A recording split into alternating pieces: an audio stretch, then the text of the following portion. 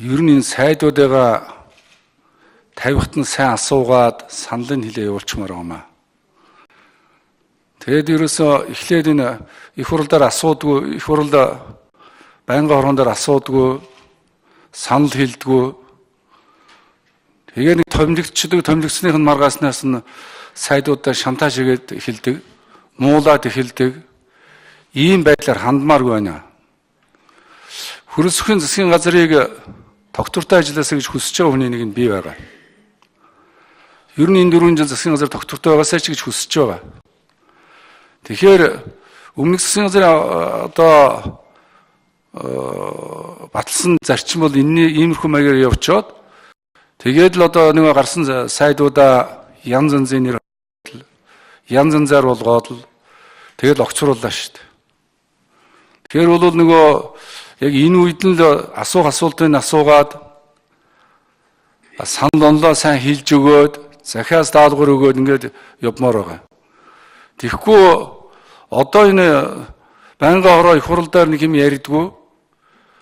Тэгээд өөрийнхөө тойрог дээр юм уу өөрийнхөө их ашигтай холбоотой асуудлуудыг энэ сайдуудад шантаажил тавьдаг.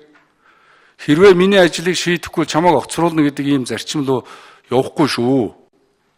Тэгэхээр бол би одоо ямар ч бас их хурлын чуулганыг шүн битгий хуралдаасаа өдөржингөө хуралдаж сайдууд маань салбартаа яг юу хийх гэдэг сайдууд юм бэ гэдгийг харах ёстой. Салбарын чи одоо бүгдээр нь хүлээж байгаа шүү дээ. Телевизийн өмнө хэвлэл мэдээллийн өмнө нүдэн бүлтгаа сууж байгаа. За шинэ болж байгаа сайд маань асуултанд юу гэж хариулж байна? Ямар бодлого хэрэгжүүлэх гэж байгаа юм байна? Энэ нь асуултанд хариулаад нь бодлого хэрэгжүүлж чадах сайд уу? Ер нь эхнээс асуултанд бүдэрч унаад муудун аваад байгаа сайд уу гэдгийг чи хардаг шүү дээ.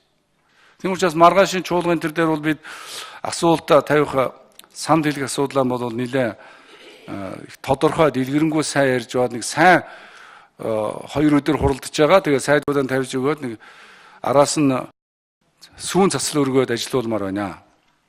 Араас нь янз бүрийн хараад өрөөл хэлэмээргүй байна. Тийм учраас бол би зүгээр юун дээр шинэ болж байгаа сайд хэд хэдэн зүйлийг хэлмээр байгаа маа. Манай улсын хэмжээний 3400 гаруй лиценз байгаа. Монгол улсад тийм олон лицензийн шаардлага байхгүй. Өнөөдөр байгаль дэлхийг чинь энэ олон лиценз энэ урт нэртэй хуулийн дээр чинь бид нэлээд хөөцөлдөж байсан. Инээс ч болоод ерөөсөө энэ лицензүүдэд одоо уулуурхай сайдан дэртэйгээ хамтраад энэ дээр онцгой анхаарах хэрэгтэй шүү. Байгаль дэлхийн өнөөдөр энэ замбраагүй уулуурхайгаас болоод хариугаа аваад байна шүү дээ. Энэ зуны энэ одоо зунаа хар, өвлөө хар.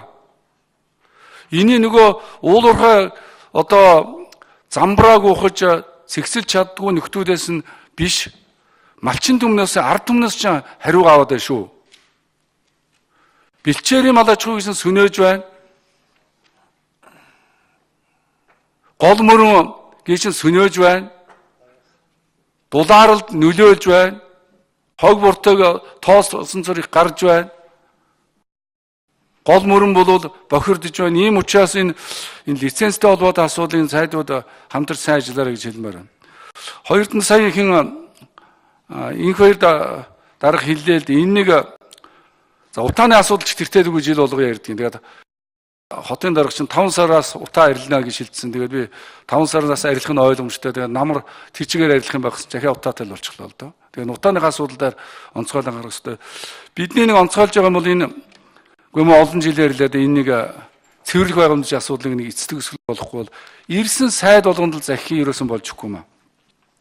За эдийн засгийн байгууллагаараа хамтарч уралж байгаа гол нэг шалтгаан бол энэ аялал жуулчлалын салбарыг онцгойл анхаарч нэмэгдсэн өртөг бүтээгдэхүүн шингэсэн үйлдвэрлэлийг нэмэгдүүлж олон ажлын байр бий болгож улс орноо хөгжүүлэхэд энэ одоо орлого олсон салбар бол танахаас бол гол нь энэ аялал жуулчлалын салбар байгаа шүү. Энэ дээр бол онцгойлон ажиллаж хоёр хөштөөгөө хамтарч нэг ус нэг зам Монголын хөгжлийн зам хөтөлбөрдөө бол онцгойлон анхаар дэлхийн нийт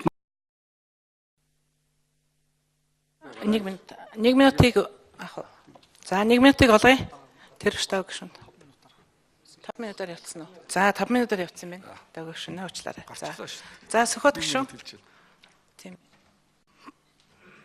За баярлалаа. За Ширэнбатааг бол би мэднэ л дээ. Ер нь манай шилдэг